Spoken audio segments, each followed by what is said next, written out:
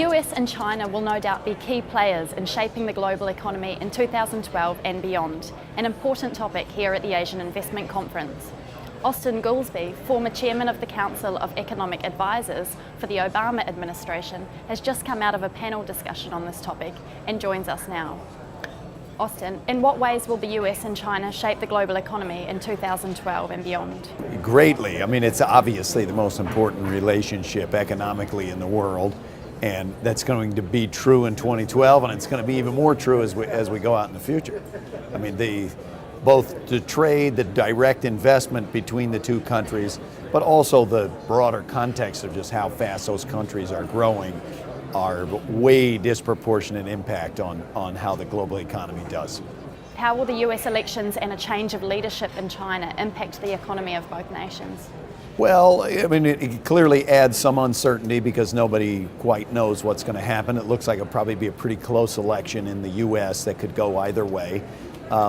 Hopefully the economics are going to be more driven by the fundamentals, so the changes in leadership might not make as big a difference on the Chinese side, and whether there were or were not a change of leadership in the US might not affect the fundamentals as directly.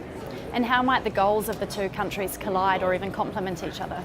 I think the last 6 months to 18 months, you've seen a pretty good improvement in the relationship between the two countries. And as I look at their economies, it appears to me a pretty optimistic scenario that what each country is trying to do in some sense complements what the other one is trying to do. So China is deliberately steering to have a more domestic focus. The US is trying to get its savings rate up and shift to more investment, export-oriented focus. So I actually think over the longer run there's a pretty optimistic scenario.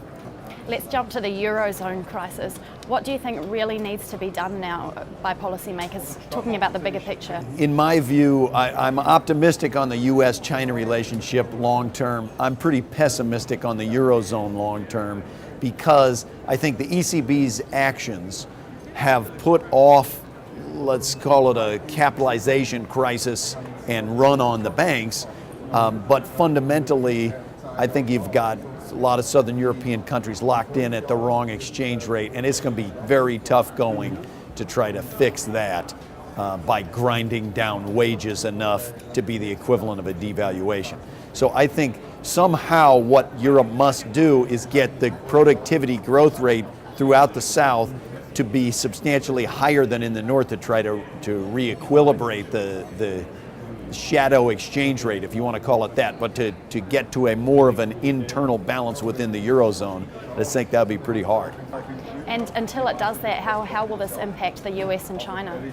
Not in a good way. The primary way that it will affect it is, if I'm right, that they don't really have a growth strategy because the exchange rates are imbalanced, then you would likely see recurrent fiscal crises as Portugal or Spain or Italy or Greece again. They don't grow, therefore their budgets increasingly become imbalanced, therefore they engage in another round of austerity, therefore they don't grow, and they kind of get into that cycle.